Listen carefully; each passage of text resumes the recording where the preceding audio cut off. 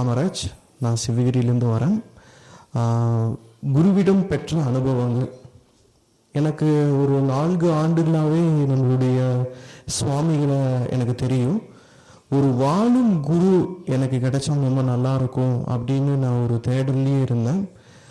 எப்படின்னு பார்த்தோம்னா ராமகிருஷ்ண பரமஹம்சர், ரமண மகரிஷி, அந்த மாதிரி எத்தனையோ மகான்கள் வாழ்ந்த நாடு தான் நம்ம நாடு. சுவாமி விவேகானந்தர், அந்த மாதிரியான பல்வேறு மகான்களும் குருமார்களும் சுவாமிகளும் வாழ்ந்த பூமி தான் நம்ம பூமி. ஆனால் இப்போ எனக்கு ஒரு தேடல் என்ன இருந்ததுன்னா, 4 வருஷத்துக்கு முன்னாடி இப்போ வாழக்கூடிய ஒரு மகானும் ஒரு நல்ல ஆன்மீகத்தில் உயர்ந்த நிலையில் இருக்கக்கூடிய சுவாமிகள், குருஜி, அந்த மாதிரியான ஒரு நபர் எனக்கு ஒரு குருவாக இருந்தால் நல்லா இருக்கும் அப்படிங்கிற ஒரு தாட் இருந்துக்கிட்டே இருந்தது. அதை நான் எப்பவுமே நினைப்பேன். ஸோ அந்த விதத்தில் இறையாற்றலுடைய கருணையினால் தமிழ்வேல் சுவாமிகள் எனக்கு வாழும் குருவாக கிடைச்சாரு 4 வருஷத்துக்கு முன்னாடி. ஸோ அப்போருந்து சுவாமிகளோட நான் பயணிச்சிட்ருக்கேன். சாமிகள் பற்றி சொல்லணும்னா எளிதில் அணுகக்கூடிய ஒரு குருஜி தான் நம்மளுடைய சுவாமிகள். மிகப்பெரிய சுவாமிஜிகள், மிகப்பெரிய யோகிகள், ஞானிகள் ஒன்றும் வாழ்ந்துட்டு தான் இருக்காங்க இப்போவுமே. ஆனால் ஒரு சாதாரண மனிதர்கள், ஒரு சாதாரண சீடர்கள், அவங்களை ஃபாலோ பண்ணக்கூடிய நபர்கள் குருமார்களையும் அந்த உயர்ந்த நிலையில் இருக்கக்கூடிய குருஜிகளையும் நேரடியாக அணுக முடியுமான்னா அது கேள்விக்குறிதான். ஆனால் நம்மளுடைய தமிழ்வேல் சாமிகள் ஒரு அருமையான மனம் பிடித்த ஒரு குருஜி. ஒரு எளிய மனிதர்களும் எளிதில் அவரை அணுகி அவர்கிட்ட நாம் ஆசையில் பெற முடியும். ஸோ அதனால் எனக்கு ரொம்ப பிடிச்சிருக்கு தமிழ்வேல் சுவாமிகளை. ஒரு எளியவர்களும் ஈஸியாக அணுகலாம். மிகப்பெரிய குருமார்கள் அணுகிறது எந்த அளவுக்கு சிரமங்கிறது உங்களுக்கு தெரியும். பட்டு நம்ம தமிழ்வேல் சுவாமிகள் யார் நினைச்சாலும் அவரை அணுகி ஆசீர்வாதங்கள் பெறலாம். அந்த வகையில் எனக்கு சுவாமிகளும் நம்பவே தெரியும், பிடிச்சிருக்கு சுவாமிகளை. இது என்னுடைய பர்சனலான சின்ன அனுபவம். பொதுவாகவே நான் தமிழ்வேல் சாமிகள் சந்திச்சேன்னா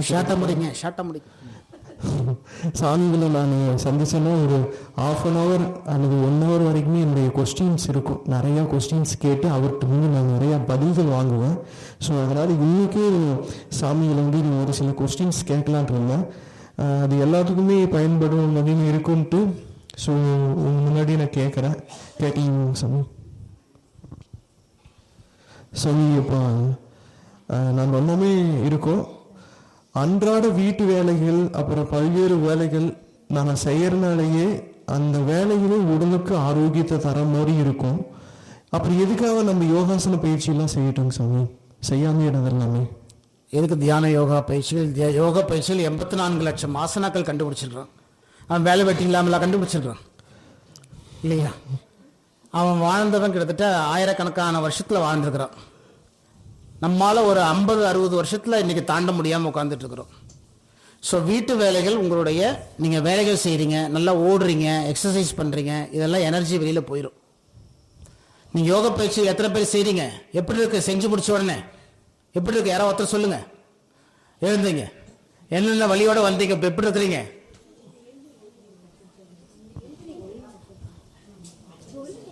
அப்படியே சொல்லுங்க. பயிற்சி முடிச்சோன்னே எப்படி இருக்கும்? நல்லா இருக்கும் அப்படின்னு சொல்கிறாங்க. நீங்கள் வேகமாக ஓடுங்க, வீட்டு வேலை செய்யுங்க, காட்டு வேலை செய்யுங்க, உங்கள் உடம்பு தேய்மானமாகும். காட்டு வேலை செய்கிறவங்களுக்குலாம் எல்லாரும் பார்த்தா பிபி வச்சுருக்காங்க, சுகர் வச்சுருக்காங்க, எல்லாரும் வச்சுருக்காங்க. ஆனால் யோக பயிற்சிகள் செய்கிறவங்க இங்கே வரவங்க யாருக்கிட்டையும் நோய் இருந்தவங்க இன்றைக்கி நோய் போயிருக்கிறாங்க. அப்போ அது வீட்டு வேலை செய்கிறது சரியா இல்லை தியான யோக பயிற்சிகள் செய்கிறது சரியா நீங்கள் முடிவு பண்ணிக்கோங்க. அடுத்த கேள்விங்க சாமி. அன்றாட வாழ்க்கையில் யோகாசன பயிற்சியில் உடலுக்கு ஆரோக்கியத்தை தருமா, அல்லது ஜிம்முக்கு சென்று பல்வேறு உபகரணங்களில் செய்யக்கூடிய பயிற்சிகள் அதையே நான் குறை சொல்லணும்? ஜிம்மு ஒரு 500 வருஷமா வந்துச்சு. ஆமா, இது மெய்ஞானிகள் பல லட்சம் வருஷத்துக்கு முன்னாடி கண்டுபிடிச்சா ஆச்சுங்களா. இது மனசை தூய்மைப்படுத்தக்கூடிய பயிற்சி. இது அதை நீங்க பண்ண என்னவாகுது, நல்ல இரும்பு மாதிரி ஆக்குறீங்க உங்க உடம்ப. ஸோ ஒரு ஹார்ட் நல்லா எலாஸ்டிக்காக இருக்கணும், நல்லா சுருங்கி விரிகிற சக்திகள் இருக்கணும். நல்லா இரும்பு மாதிரி ஆக்கிட்டிங்கன்னா என்னவாகும்? அப்ப இந்த யோக பயிற்சிகள் உங்களுடைய ஒவ்வொரு உறுப்புகளையும் பலப்படுத்துது, நல்ல ரத்தங்கள் கொண்டு போகுது, பிராணவாயுகளை கொண்டு போகுது, உங்களுடைய இம்யூன் சிஸ்டம் நல்லா அதிகப்படுத்துது, கடைசியில் உங்களுடைய மனதை தூய்மைப்படுத்து, உங்க ஆன்மாவை பலப்படுத்துது. நீங்க ஜிம்முக்கு போகணுமா இல்லை இங்க வரணுமா நீங்க யோசனை பண்ணிக்கோங்க. அடுத்தது சொல்லுங்க. மார்கழி மாதம் ஆன்மீகத்திற்கு உண்டான உகந்த மாதம் என்று பெரியோர்களும் முன்னோர்களும் சொல்லியிருக்காங்க. அதுக்கு என்ன காரணம் சொன்னீங்க? அதான் இப்ப சொல்லட்டுமே. ஓகே, இப்ப சொன்னமே. இந்த ஒழுக்குமா நான் கேட்டேன் சாமி, ஆனா ரெஃபர் பண்ணிட்டு வந்துட்ட கேள்வி, அதனால பண்ணிட்டுங்க. இந்த மாடர்ன் வாழ்க்கையில் அனைவரும் கையிலும் செல்போன் வந்துள்ளது. இந்த செல்போனை பயன்படுத்துவதால் நன்மைகள் மற்றும் தீமைகளை பற்றி சொல்லுங்க சாமி. செல்போன் வந்து தேவைதான், தேவையான அளவுக்கு தேவையை நம்ம உபயோகப்படுத்திக்கிட்டா பிரச்சனை இல்லை. இது வந்து நாம் நினைச்சிட்டு இருக்கோம் புற உடம்பு மட்டும்தான் பாதிக்குதுன்னு நினைச்சோம். நம்முடைய உயிர் சக்தியே பாதிக்குது. உயிர் ஒரு கரண்ட் தான், அது வந்து இயற்கையான கரண்ட், இது செயற்கை. இது செயற்கையை கொண்டு போகும்போது நம்முடைய இயற்கையான உயிர் சக்தியினுடைய பலம் குறையுது. நன்றி சுவாமிகள். தியான யோக பயிற்சியில் தினந்தோறும் செய்வது அவசியமா சுவாமிகள், அல்லது நேரம் கிடைக்கும்? தியான யோகா பயிற்சிகள் தினந்தோறும் செய்வது அவசியமா சுவாமிகள், அல்லது நேரம் கிடைக்கும் பொழுது? நேரம் கிடைக்கும் போது சாப்பிட்டுக்கலாமா இல்ல தினமும் சாப்பிடலாமா? தினமும் சாப்பிடலாம். தினமும் செய்யணும். ஒரு மனிதனின் ஆன்மீகத்தில் முன்னேறுவதற்கு குரு அவசியமாக தேவைப்படுகிறாரா? நீங்க என்ன பண்ணிட்டு இருக்கிறீங்க? நான் டீச்சரா இருக்கேன். என்ன டீச்சரா இருக்கீங்க? Physical education teacher. Physical education teacher. சரி, யாராவது ஒருத்தர் விவரமே தெரியாத ஒருத்தருக்கு நீங்க யோகாவும் பிடி எஜுகேஷன் சொல்லி கொடுப்பீங்களா இல்லையா? தெரியாதவங்களுக்கு சொல்லிக் கொடுக்க இப்போ ஒரு ஆசிரியர் தேவைப்படுதெல்லாம் இல்லையா? அதே மாதிரி குருமார் அப்படின்னு போகும்போது, குரு அப்படின்னா உங்களுடைய மன இருளை நீக்குபவர் அப்படிங்கிறது அர்த்தம். அப்போ எந்த ஒரு மனிதன் உங்களுடைய மனதை பக்குவப்படுத்துறானோ, உங்களுடைய மனதை செம்மைப்படுத்துறானோ, உங்க மனதை தூய்மைப்படுத்துறானோ, உங்களை நல்வழிப்படுத்துறானோ அவன் குருவா இருக்கிறான். அப்போ அந்த குரு தேவையா தேவையில்லைன்னு நீங்க முடிவு பண்ணிக்கோங்க. உங்களுக்கு ஆசிரியர் அப்படின்னு நீங்க யோகா சொல்லி கொடுத்துட்டு இருக்கிறீங்க, உங்களுக்கு நிறைய யோகா சொல்லி கொடுக்க, அப்போ ஏங்க வரீங்க? நீங்களே ஒரு யோகா மாஸ்டர், நீங்க எதுக்கு வரீங்க என்கிட்ட? நீங்க நிறைய கலைகள் ஒண்ணுமே அதிகமா சொல்றீங்க, அதனால தேடி வரீங்க. அந்த மாதிரி அப்போ உங்ககிட்ட இருக்கிறத விட எங்கிட்ட எதுவும் இருக்குதுன்னு நீங்க வரீங்க இல்லையா? அத மாதிரி விஷயம் தெரியாத ஒருத்தவங்களுக்கு தெரிஞ்சவங்க சொல்லி கொடுக்கறவங்க குருவா இருக்கிறாங்க. ஆனா இந்த குரு ஆன்மீக குருன்னும் போது உங்களோட மன இருளை போக்கி உங்களை நல்வழிப்படுத்தக்கூடிய ஒரு செயலை செய்யறவங்க குருமார தான் இருக்க முடியும். அந்த குரு சரியானவரா சரியில்லாதவரா நீங்க தான் தீர்மானம் பண்ணணும். சொன்னதில் ஒரு போரும் விட்டா நீங்களே சாயங்காலம் அப்படிங்களா? லாஸ்ட் கேள்வி முடிஞ்சிச்சு. ஒரு சில நபர்கள் நாம் நினைப்பதையும் நமக்கு வேண்டியதையும் இந்த பிரபஞ்சம், அதாவது தி யூனிவர்ஸ் நமக்கு கொண்டிருந்து சேர்க்கும் என்கிறார்கள். ஆனால் நீங்கள் துருவ நட்சத்திரம் நமக்கு சக்திகளையும் ஆரோக்கியத்தையும் தரும் என்கிறீர்கள். இரண்டிற்கும் என்ன வித்தியாசங்கள் சுவாமிகள்? பிரபஞ்சம் மற்றும் துருவ நட்சத்திரம் பற்றிய தகவல்களை சொல்லுங்கள். அதாவது பார்த்தோம்னா பிரபஞ்சம் எடுத்து வந்து தருதுங்கிறீங்க, நாம் வந்து துருவ நட்சத்திரம், அது என்னோட வித்தியாசம் கேட்குறீங்களா? சூரியனுக்கு அறிவு இருக்கா? சூரியனுக்கு வெளிச்சம் தான் இருக்குங்க. அறிவு இருக்கா? சரி, நீங்க இன்னைக்கு இருக்கிறீங்க, நேற்றுக்கு பிளான் பண்ணி இன்னைக்கு வந்திருக்கிறீங்க வரணும்னு சொல்லி, நேற்றுக்கு வந்து கேட்டுட்டு இல்லைன்னும் வந்து இல்லைங்களா என்னென்ன சின்ன சின்ன வேலைகள் இருக்கு, நான் எத்தனை மணிக்கு வரணும்னு கேட்டிங்களா இல்லையா? கேட்டாங்க. அப்போ உங்களுக்கு சிந்தனை இருக்குதா இல்லையா? இருக்குது. சிந்தனை இருந்தால் தான் நீங்க மனிதனா இருக்க முடியும். சூரியனுக்கு சிந்தனை இருக்குதா? இருக்கா? இல்ல. சூரியன் ஏதாவது அடுத்த பிரபஞ்சத்தோட போய் நான் அந்த சூரியனை போய் நான் பார்த்துட்டு வரேன்னு போக முடியுமா? நீங்க போகலாம்.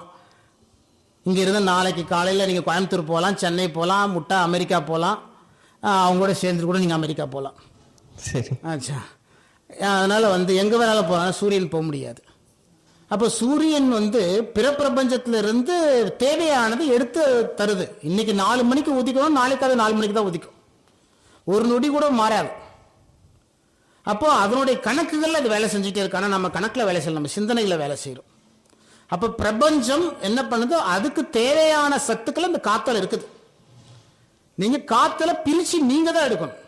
காத்துல நல்லது இருக்குது, கெட்டது இருக்குது, சாக்கடை இருக்குது, சாக்கடையும் கவர்ந்துட்டு வருது சூரியன், நல்லதையும் கவர்ந்துட்டு வருது, சாக்கடையும் கவர்ந்துட்டு வருது. உங்களுக்கு என்ன வேணுமோ அதை நீங்க தான் எடுக்கணும், பிரபஞ்சமே உங்களுக்கு கொடுக்காது. பிரபஞ்சத்துல இருக்குது, நீங்க தான் எடுக்கணும். ஒரு எலக்ட்ரிக்கல் கரண்ட் இருக்குது இதில் நட்சத்திரத்தினுடைய மின் அணுக்கள் ஒரு மீனில் அடிச்சுன்னா எலக்ட்ரிக்கல் மீனாக மாறுது. அப்போ அந்த மின் அணுக்களை நாம் சுவாசிக்க சொல்கிறோம். சாதாரண நட்சத்திரத்தினுடைய சக்திகளை நம்ம அடிச்சதுன்னா நாம் எரிஞ்சு போயிடுவோம். இப்போ துருவ நட்சத்திரம் நம்ம தீமைகளை பொசுக்கியது. அப்போ அதை நாம் கொஞ்சம் கொஞ்சமாக நாம் சுவாசிக்கிறோம். ஒரு குழவி என்ன பண்ணுது, புழுவை கொண்டு வருது, கூட்டுக்குள்ளே வச்சு கொட்டுன்னு விஷத்தை கொட்டுது, அந்த புழுவை குழவியாக மாற்றிடுது, தெரியுமா? அதை மாதிரி நாம் தியானத்தில் எதை கொட்டுறோம், அந்த பேராற்றில் கொஞ்சம் கொஞ்சமாக கொட்டிக்கிட்டே இருக்கிறோம். நாம புழு எப்படி நாம குழவையா மாறுதோ அதே போல நாம அந்த துருவ நட்சத்திரமா மாறணுங்கிறது தான் நம்முடைய அல்டிமேட் இது. அப்ப துருவ நட்சத்திரமா மாறினா என்ன கிடைக்கும்? சக்திகள் கிடைக்கும். என்ன கிடைக்கும்? சக்தி கிடைச்சு என்ன பண்ண போறீங்க? என்ன வேண்டியது உங்களுக்கு?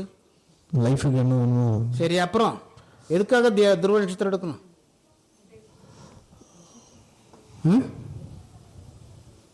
தெய்வீக சக்தியை படுறாங்க.